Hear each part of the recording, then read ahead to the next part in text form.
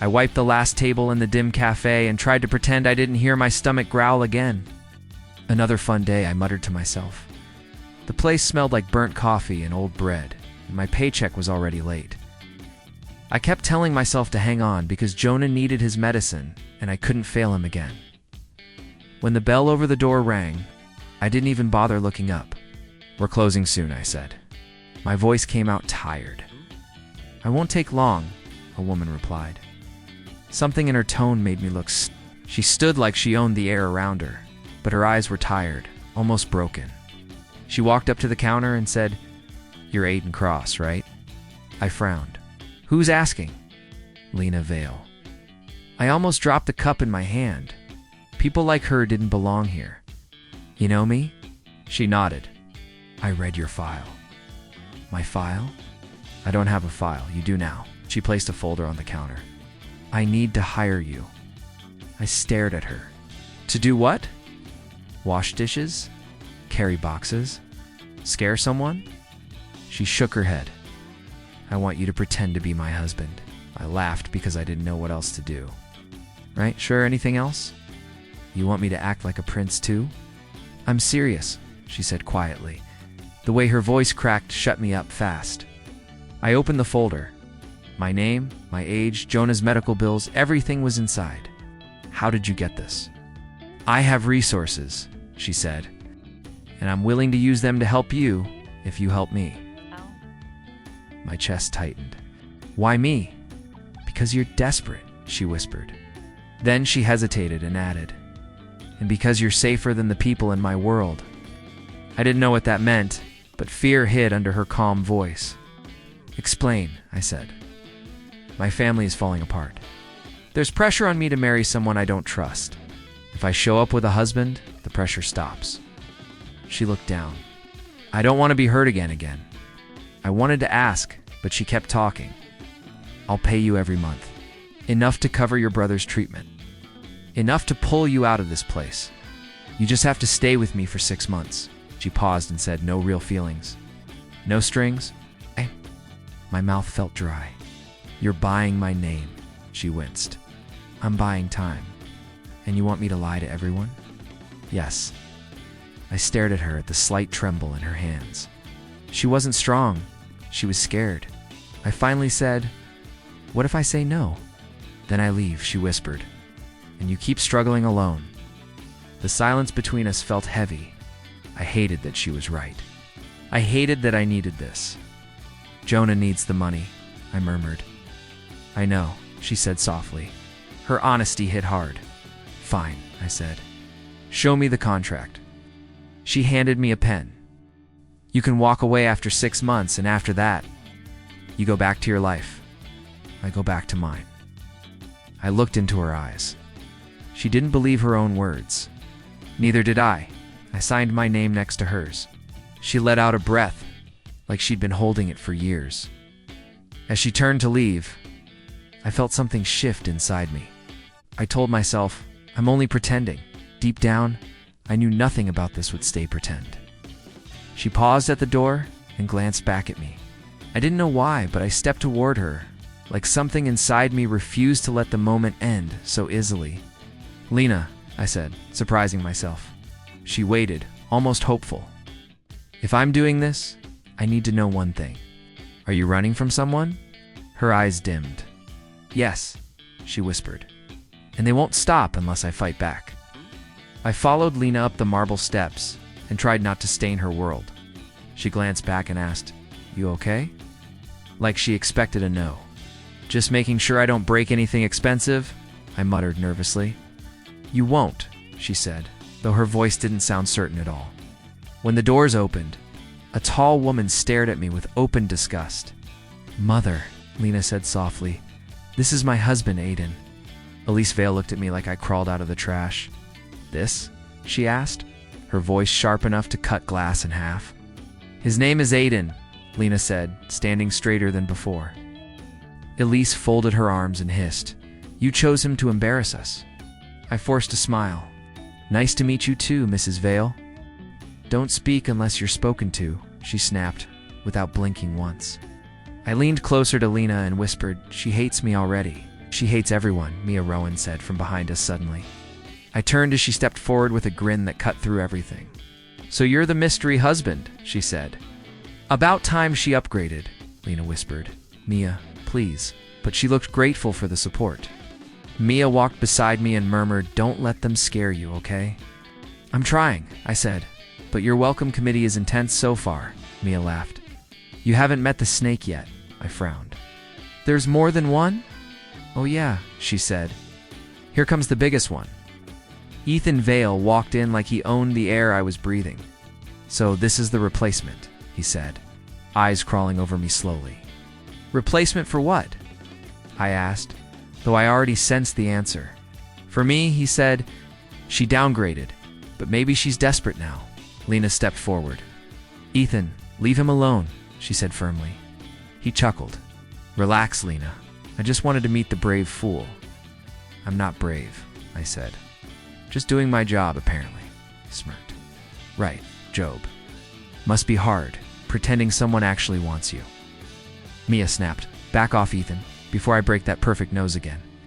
Ethan raised his hands. Fine. But this circus is entertaining already, Lena whispered. Ignore him, though her hands trembled inside her pockets. I said quietly, he's the one you're running from, isn't he? She looked down. Just stay close and don't engage him again. Dinner was a blur of cold stares, fake smiles, and quiet threats. Elise said, speak, Aiden, only to insult my answers seconds later. Ethan kept leaning in to whisper, she'll regret choosing you. Mia whispered back, he regrets losing her, that's all. I felt like a stranger sitting at a table built for royalty. When dinner ended, I escaped to the hallway for a breath of air.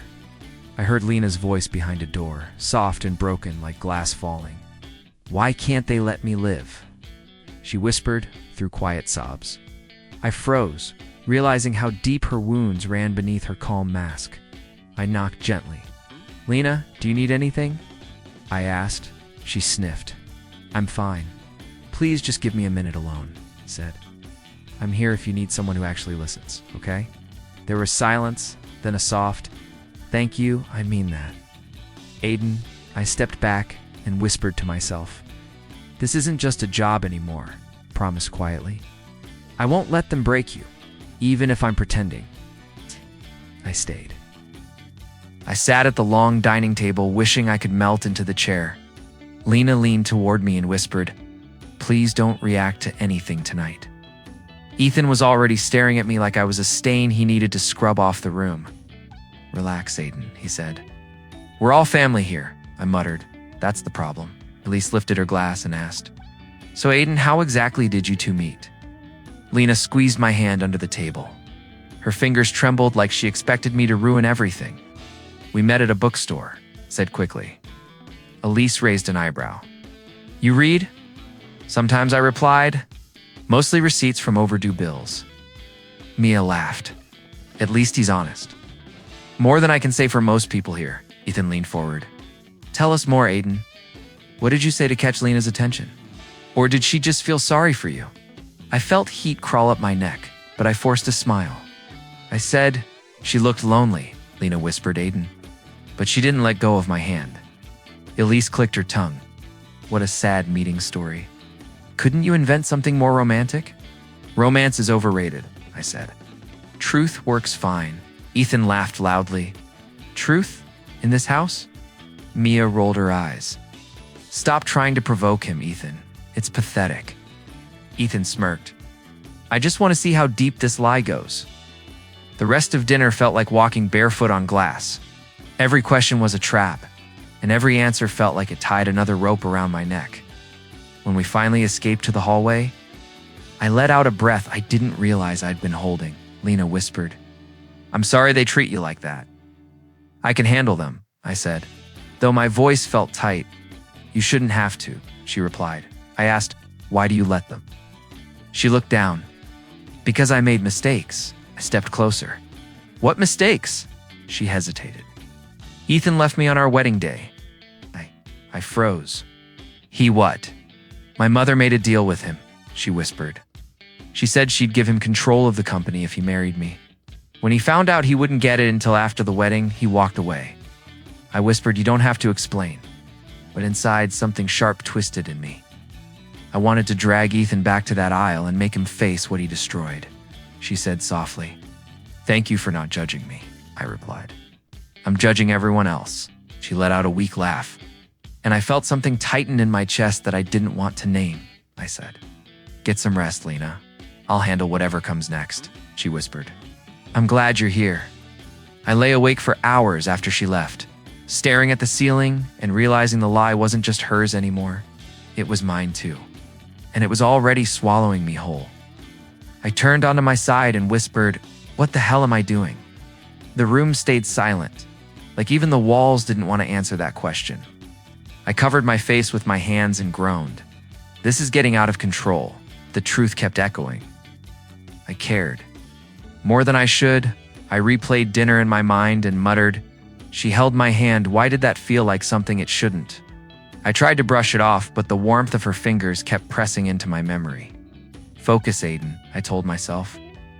"You're here for the money. That's it." But even saying it out loud felt like a lie stacking onto the rest. I stared at the door and whispered, "You deserved better." "Lena," even before I showed up, the ceiling blurred as exhaustion finally pulled me under. But the last thing in my mind wasn't fear.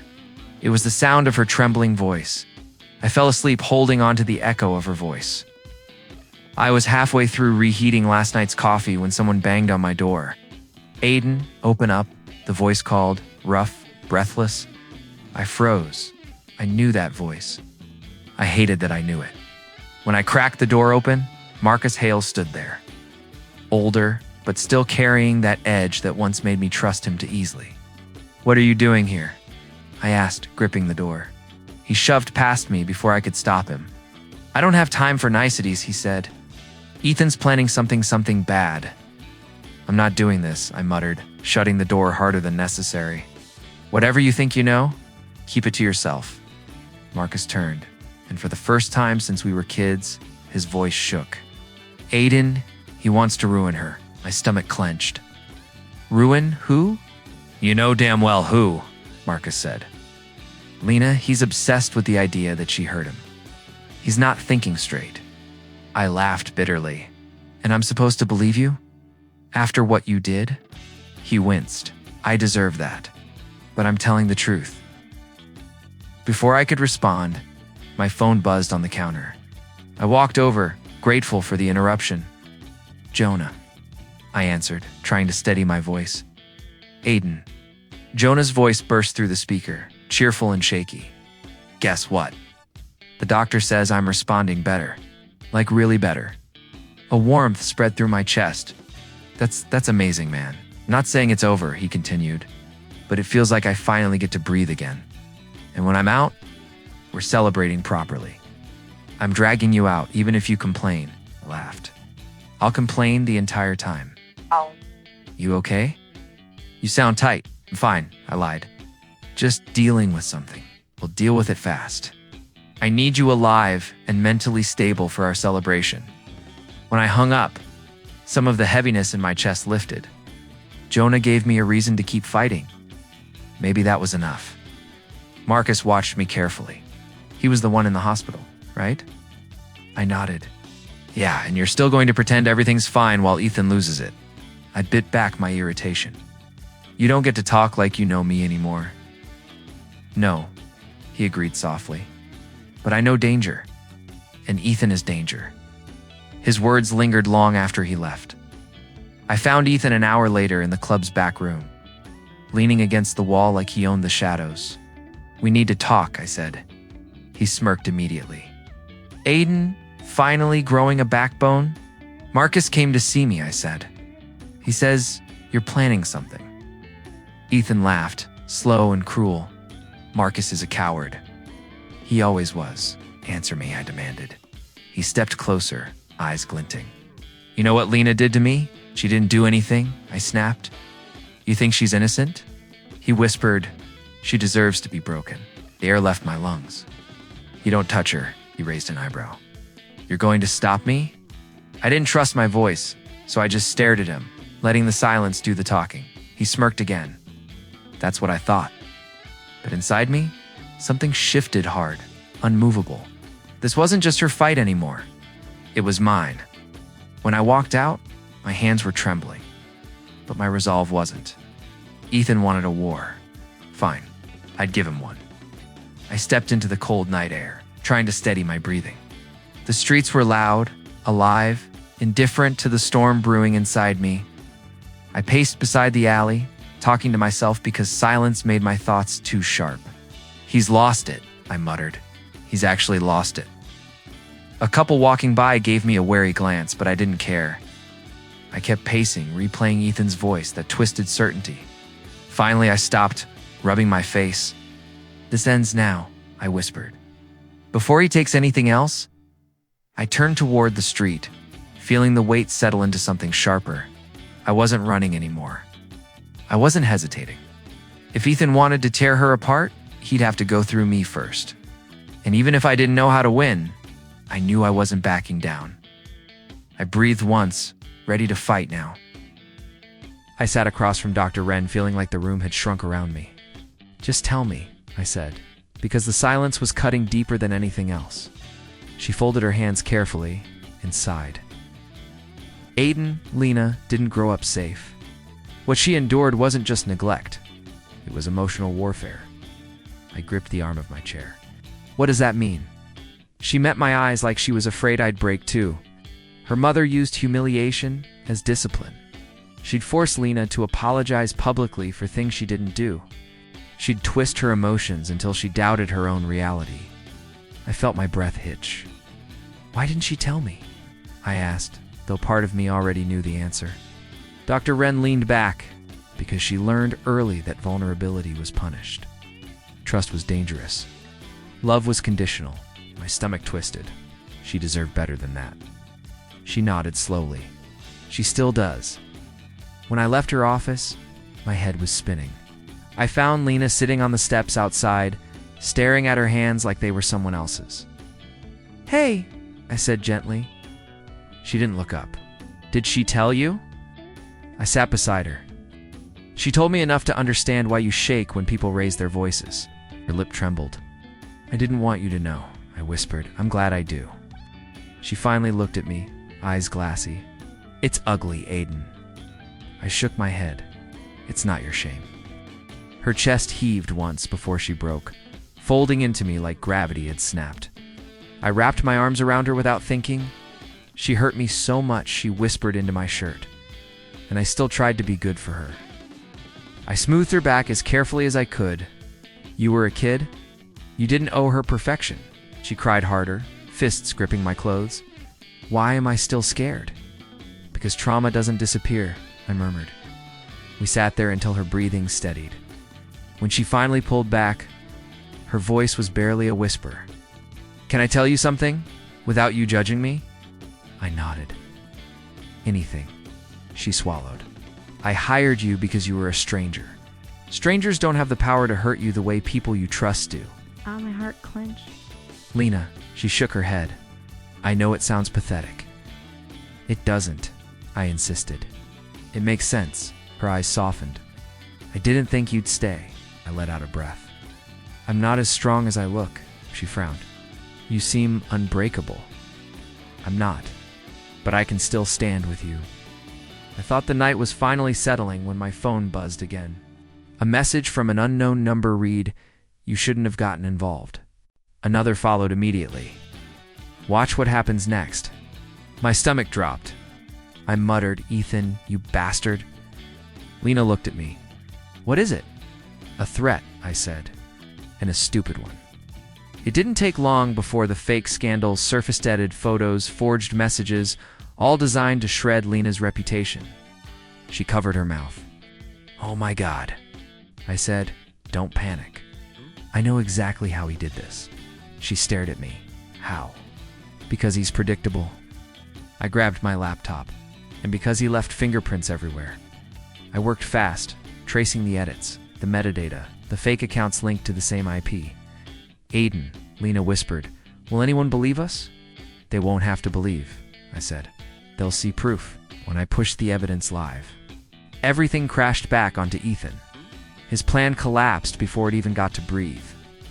My phone buzzed again. But this time it wasn't a threat, it was silence.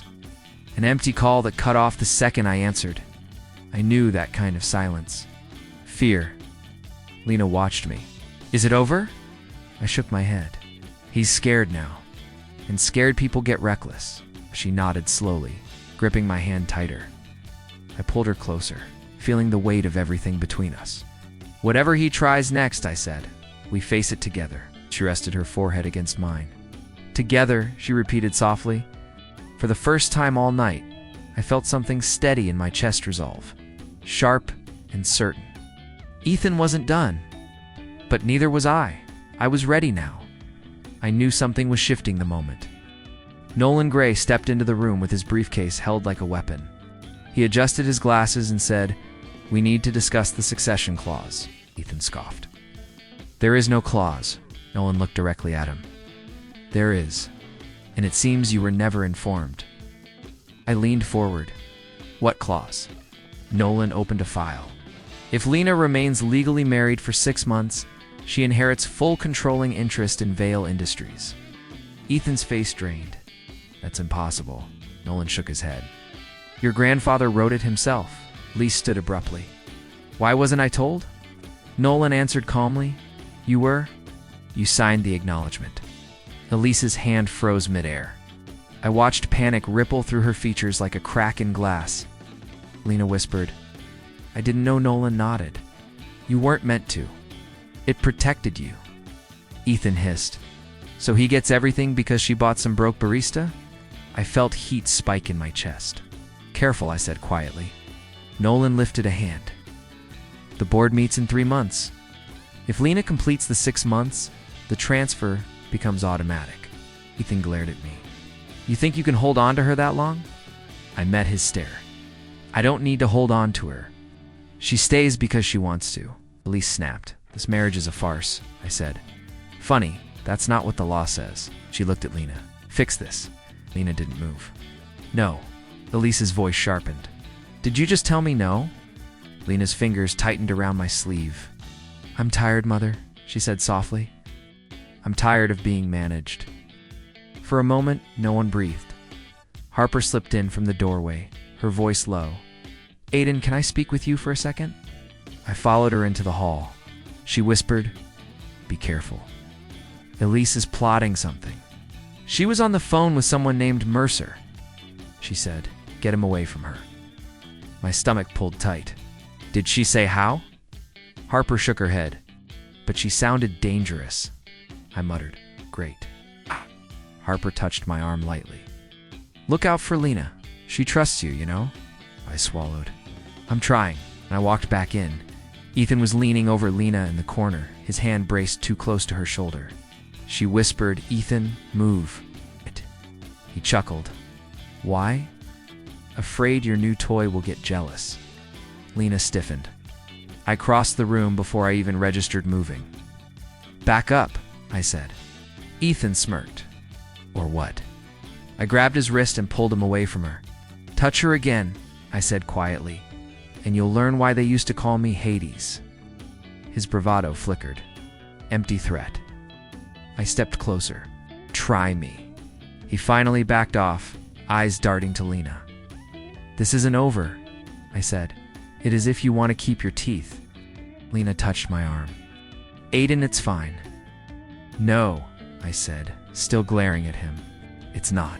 Ethan stormed out, slamming the door so hard, the windows rattled. She exhaled shakily. "Thank you." I turned to her. "He cornered you." She nodded. "He always tries to..." I clenched my jaw. "Not anymore." She studied my face for a long moment. "Why did they call you Hades?" I hesitated. "Because I did things I'm not proud of. Things that made people afraid," she whispered. "Were you dangerous?" "I was angry," I said. "And anger makes you capable of terrible things." She touched my hand gently. "You're not that person anymore." "Maybe not," I murmured. "But I'm not harmless either." Nolan approached us again. "Lena, you should prepare. The board will not take this well." She nodded. I understand. Nolan looked at me. Mr. Hart, stay close to her. This will get ugly before it gets better. I said I'm not going anywhere. After he left, Lena leaned against the wall, exhaustion settling into her shoulders. Everything's falling apart, she whispered. I stepped beside her. Maybe it needs to. Maybe this family empire has to crack before you can breathe. She looked up at me with something I hadn't seen before, something soft, almost reverent. Aiden, why are you fighting so hard for me? I didn't have a clean answer. Because you deserve someone who won't let you stand alone. Her breath caught. And that's you? I nodded slowly. Yeah, that's me. For the first time, she looked at me like I wasn't just filling a space someone else left. Like she saw me, really saw me. I knew something was wrong the moment I walked into the study and saw Lena standing there, her hands shaking. She didn't look at me when she said, Aiden, is it true? My stomach dropped. Is what true? She finally met my eyes, her voice cracked. That Ethan paid you? That you were never on my side. My chest tightened. Who told you that? She whispered, my mother showed me messages. She said you were reporting everything to Ethan. I stepped closer. Lena, no. That's a lie. She shook her head hard. Stop. Just stop. I can't breathe when you lie to me. Not lying, I said. Elise is manipulating you. She wiped her face angrily. I trusted you, Aiden. I trusted you more than anyone. And now I look stupid. The word stupid hit me like a punch. Lena, listen. No, she said, raising her voice. Just leave. Please just leave. For a second, everything in me cracked. But I didn't argue. I didn't fight her. I just whispered, all right, and walked out. Each step felt like someone was dragging a blade across my ribs. I reached my room in the West Wing and shut the door quietly. My phone buzzed. Jonah's name flashed across the screen. Hey, I said, trying to keep my voice steady. He laughed lightly. You sound terrible. What happened? I sat on the edge of the bed. I messed up. No, he replied. You don't break that easily. You always stand back up. I closed my eyes. I don't know if I can this time. Then don't do it for you, Jonah said softly. Do it for the person you're fighting for. His words grounded me in a way nothing else could. I stood, grabbed my jacket, and headed back to the mansion. I found Elise in the lounge, sipping tea like she hadn't just stabbed her own daughter. She looked up, smiling. Running back already? Cut the act, I said. You lied to her. She placed the cup down. I protected her from you. I pulled out my phone. Funny, because I recorded your little conversation with Mercer? Her eyes widened. You didn't. I did, I said. And unless you want Lena to hear you saying, break them up, I suggest you fix this. Elise stood, shaking for the first time. You don't know what you're doing. Actually, I said, I know exactly what I'm doing. I walked out before she could answer. As I reached the steps outside, I heard a door slam. Aiden. Lena's voice broke into the night. I turned. She sprinted toward me, tears streaking down her cheeks. Wait, please. Wait. I stopped, but didn't speak. She grabbed my sleeve. I was wrong, she choked out. I was so wrong. I swallowed. Elise twisted everything. She wanted you to hate me. I know, she whispered. She just admitted it. I confronted her. She didn't deny anything. My voice came out rough. Why didn't you ask me first? She covered her face, because I was scared. I keep getting hurt by the people closest to me. And when she said you betrayed me, I believed it because losing you felt too real. Her words hit deeper than her accusations. I stepped closer. When you told me to leave, I almost fell apart. She lowered her hands, eyes trembling. I'm sorry, Aiden. I'm so sorry. I would never take money from Ethan, I said. I would never sell you out. She nodded quickly, tears falling again. I know. I should have trusted you. I should have believed you first. For a moment, neither of us moved. Then she whispered, voice shaking, Aiden, I don't want this marriage to be fake anymore. My breath caught. Lena, she looked straight into my eyes. I want it to be real. I want you. The ground beneath us didn't shift this time, I did. I found Ethan in the server room, shoving files into a bag. He jumped when I said, "What are you doing?" He sneered, "Taking back what's mine." I stepped closer. "Those files belong to Lena," he barked. "She stole everything from me." I felt my hands shake. "You're destroying her life again." Ethan shoved the bag toward me. "Why do you care? You're nobody." My voice tightened. "Maybe, but I'm the one standing between you and her now." He laughed, but it cracked. "You think she chose you?" I said, "She did." His eyes reddened. I loved her. I felt anger burn. "Then why break her over and over?" He whispered, "Because I couldn't stand seeing you beside her." "You're everything I'm not." I took the bag from his hands. "This ends now." Ethan sagged against the wall. "She hates me, doesn't she?" I said, "She survived you." Elise stormed in. "What have you done, Ethan?" He looked up like a child. "Mother, help me." She stepped back. "I can't. Not this time." Ethan whispered, "You're choosing them over me?" Elise said, "I'm choosing my future." He collapsed to his knees. I felt something inside me loosen. "Come on," I said. "Get up." He stared at me. "You're throwing me out?" I answered, "I'm walking you out." Lena appeared behind me. "Aiden." Her voice steadied me. Ethan looked at her. "You're really done with me," she said. "I was done the day you left me standing alone." I guided him through the hallway. He muttered, "I never thought you'd win." Said I wasn't trying to win. I was trying to protect her. At the front doors, Ethan stopped. "What happens to me now?" I said, "That's up to you." He nodded weakly and walked out into the night. I closed the door and exhaled. Lena stepped beside me. "Are you okay?" I said, "I thought I'd lose you today." She moved closer. "You didn't." I looked at her. "Lena, I don't want to pretend anymore." Her eyes softened. "Then don't," I whispered. "I want you." She slid her hand into mine. "You have me." I felt something heavy lift from my chest. Peace, real peace, settled inside me for the first time in years. Lena whispered, "You're shaking." I let out a slow breath. "I'm trying to calm down." She lifted my hand. "You don't have to be strong alone." I stared at the stairs. "I've been alone for a long time," she said. "Not anymore." We walked toward the living room. She asked softly, "What made you chase Ethan tonight?" I answered, "Fear." She blinked. "Fear of what?" "Losing you," I said. "I hate how much that scares me," she whispered. "You're not losing me." I sat down. "He really tried to take everything." Lena frowned. "He's desperate." I nodded. "And dangerous." She squeezed my shoulder. "He can't hurt me anymore." I looked at her again. "Seeing you scared me." She leaned closer. "I trust you, Aiden." Swallowed. "I'm not used to that." She smiled faintly. "You will be." The room felt warmer. I said, "Everything in my life was chaos until you." She touched my cheek. "You brought peace to me too." I let my head fall back. "Tonight could have gone so wrong." She nodded. "But you stayed." I looked at her again. "I'll always stay." She whispered, "I want to believe that."